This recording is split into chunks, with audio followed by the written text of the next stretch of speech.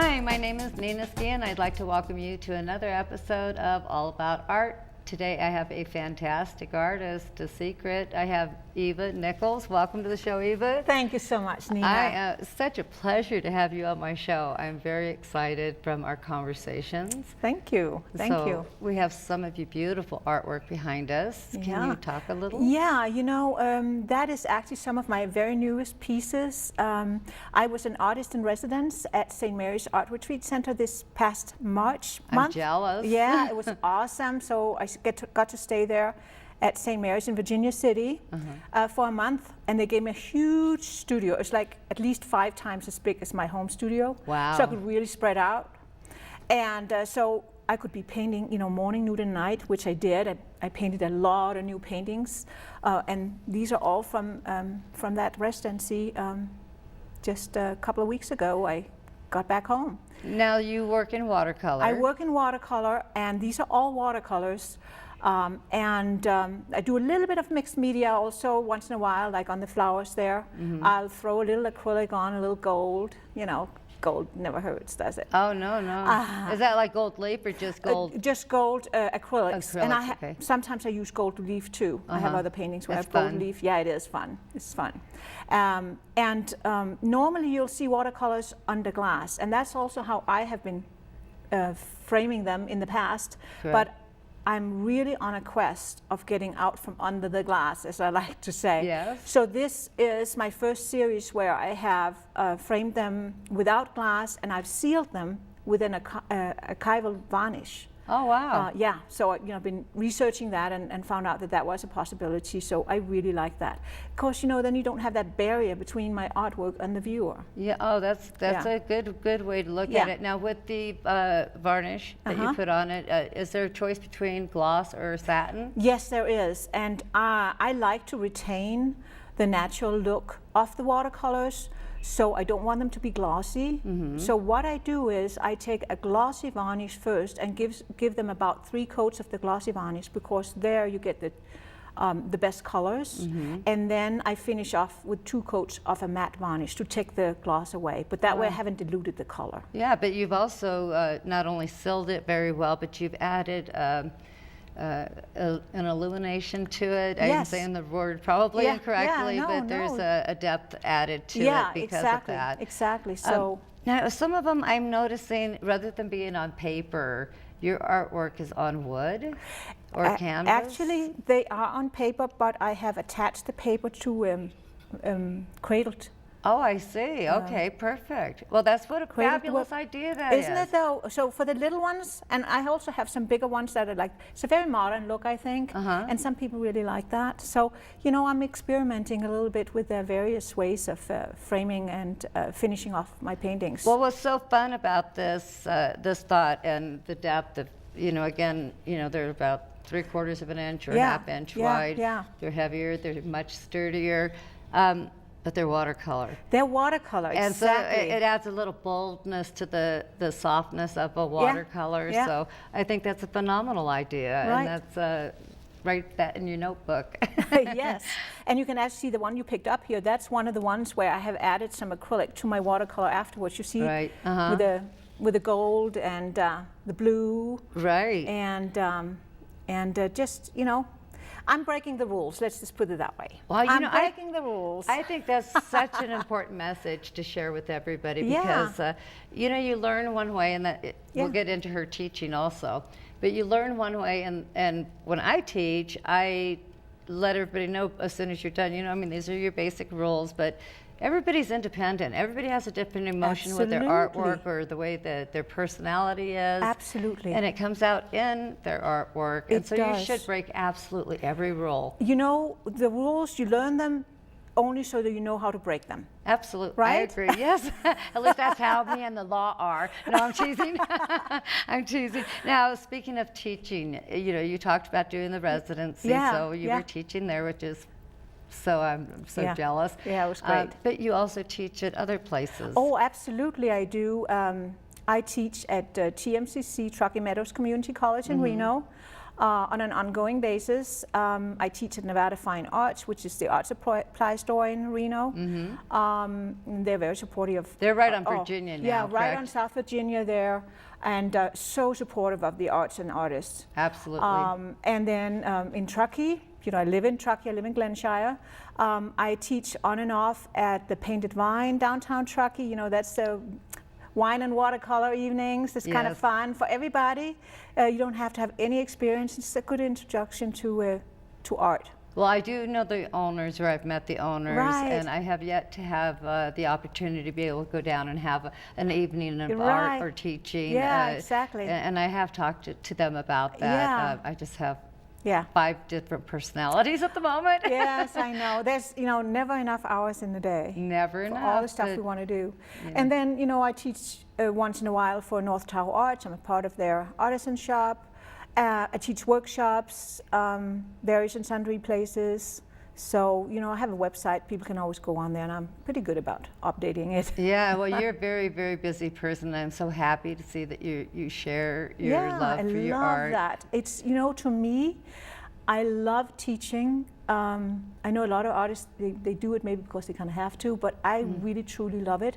And especially to people that haven't really painted before, I feel I'm opening a door that they didn't know was there. You're opening a whole new universe for them. And just the other day, one of my new students that have been painting with me for maybe 3 or 4 times, she came to me and said, you know what, I love the watercolors. And you know what I love about it most, Eva, is that I look at everything differently now. I see things I never noticed before. I've heard and I that. say, amen. That's why I love to teach, and you just made my day. The thing is too, and I'm not certain that a lot of people realize, it's not the money. It has nothing to do with making money. It has to do with the richness of, like you said, watching somebody blossom and expand. And It's, some people don't realize that all painting is, no matter what medium or what art form that you do, is just lines and arches.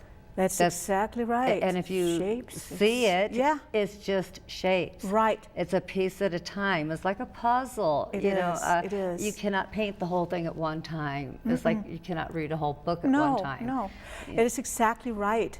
And if you want things like accurate, take a picture. Absolutely. That's what we have cameras for. I always say I'm an interpreter.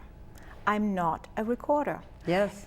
In a painting, there are other things that are coming through that you can't put words on. With your colors, with the lines, what you emphasize, Well, it's very much an emotion of the artist. And, that's why I suppose I chose the words Totally Exposed All About Art. Right. Because I feel like I am exposing my personal emotion when I'm showing people and sharing my artwork. Absolutely. And I don't think, if you try to hold back, you're not going to get a good piece of art. Yeah, or if you force yourself to do something that you're not feeling, exactly. Then no, and you can't. That's exactly it, and that's what you said before about it's not about making money. I mean, of course, we all have to have a roof over our head and something to eat and stuff. I'm not saying it's unimportant, but that's not the driving force. It's priceless to teach. It is priceless to teach, and it's priceless to paint. I mean, you're so. It's just such a blessing. It's a richness. Not in a monetary form, but in a much more important absolutely. form. It's quality of life. Yes, it's absolutely. It's basically quality of life. Now, have you been an artist your whole life? I have not, Nina. I think I wanted to be an artist when I was, young girl, teenager and stuff. But I grew up on a big farm in Denmark, and my parents were art lovers. I mean, I remember going to art openings and stuff with my parents. But it was very clear in an unspoken way that there were artists and then there were us, and we were not artists. Yeah. You were appreciators. Yes, and so I think I expressed my artistic wants and needs in many different ways, at home, like, homemaker, you know, I love to cook, things like that. Well, art comes in many, many forms. It does. So it was not until I was close to 50, actually, maybe I'd already turned 50, I started kayaking, like on ocean kayaking. I lived on the Monterey Peninsula at the time, and I really got into it, and I wanted to go on, you know, like longer kind of kayak expedition trips, and I thought, you know, I should have a little journal or something, and I would love to be able to do some little sketches. So I thought, well, oil's not practical, acrylic's not practical, let me do, you know, so I picked up a little watercolor set. And next thing you know, not only was I hooked on kayaking, I was so hooked on the watercolors, and I started taking classes, and yeah. And here we are And here today. we are today. I'm teaching myself, you know, just like I, you know, took classes, and, you know, a dream came through. Well, absolutely. I mean, it's just one of those things, and it's very funny. One of the very, very first kind of serious 5-day workshops I took with a nationally and internationally acclaimed artist, Tony Couch. And I was still a beginner. I'd maybe been painted for a year and a half. And I felt so out of sorts because I felt, you know, I was not nearly as good as any of the others. And so he came up to me one day and said, you know, Eva, I just want you to know that first of all, you shouldn't feel bad because you're the one who learns the most. A lot of these students, they've been taking my classes for 10 plus years. You know, they know everything I say, they paint like I say, but, you know, you're gonna pick up a lot. And he said, if you really want to learn to paint, you need to teach. And I was like, yeah. And he says, yeah, I know. You're thinking, who's going to want to take classes from me? But when you signed up for my class, I'm pretty sure you went on my website and looked at what I did. And, you know, you thought, wow, I'd like to learn what he's doing because that's what I would like to do. Right. And you sign up.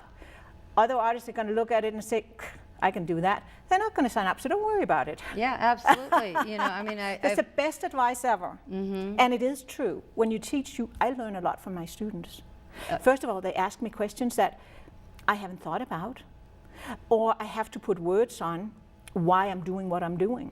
Well, you know, this show, no matter which artist I have on, no matter what medium that artist is doing, I learn something every single time. Absolutely. I take something home with me, Yes. and it's like, oh, how exciting, and I'm Yeah. going to have to try this, and, you know, when I get to my art, then, Yeah. you know, it's still And that's up how here. we learn. You know, we Absolutely. learn from each other, and that's also right. You know, my artist in residency, there was a couple of other artists there, and that's usually how it is.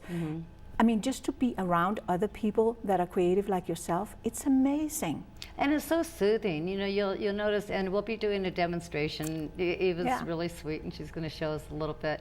And you'll find that when people are talking and doing artwork, all of a sudden they'll be in the midst of a word and kind of stop. Yeah. And it's because their mind They're over is in the right involved. brain, you know. Yeah, exactly. You know, so you'll find that there's a little break there. Yeah.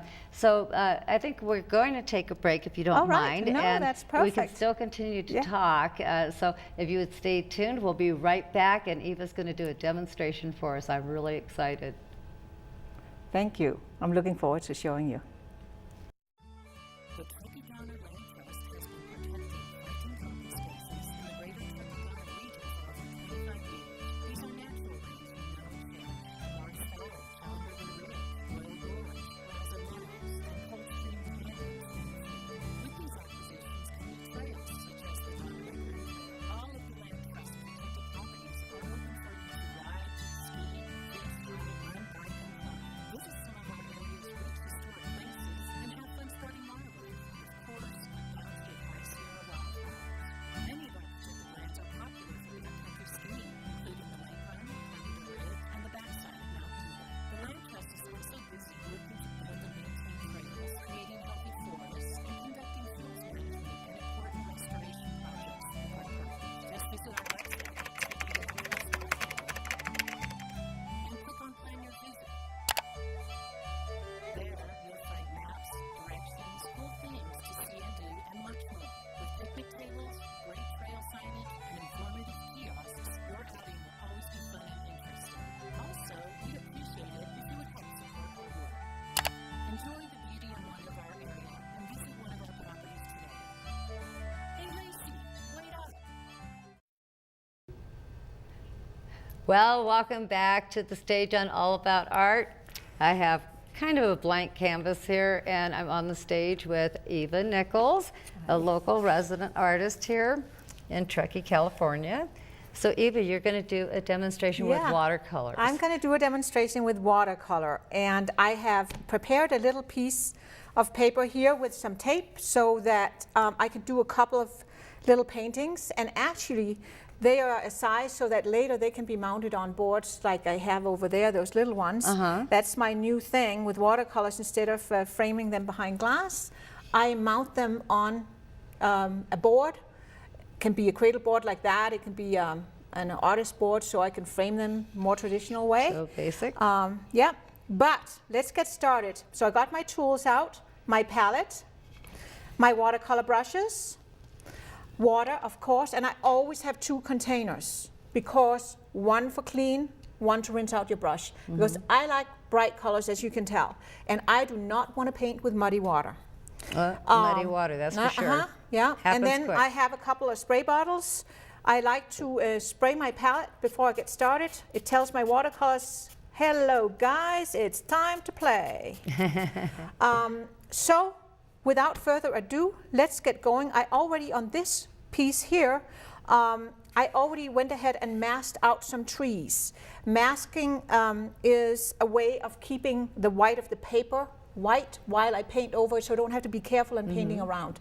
I'm not much for being careful and painting around. I like to get the colors on, let them flow, do their thing, and see what happens. Okay, So why don't we it's do that? Yeah, it's a It's block spontaneous. out. Yeah, it's a Yep, block out, and so later I can take it off. You'll see. That's why I want to start with this one, so I can get going.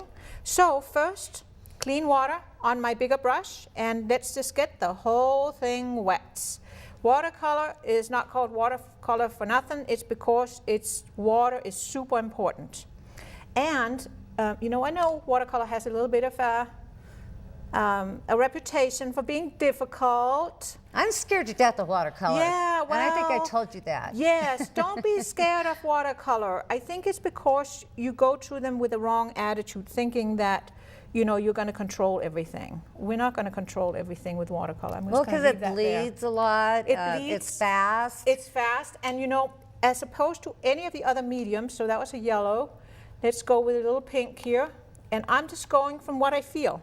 And as you can see, I don't mix the colors on my palette. I go with a clean color. I do go from my well out here, and I mush it around. That's my technical term. I mush it around so that I don't have any gunk. And then little stop, pit stop, I like to call it, on my towel to control the water. That's what it's all about, I see, control okay. of water.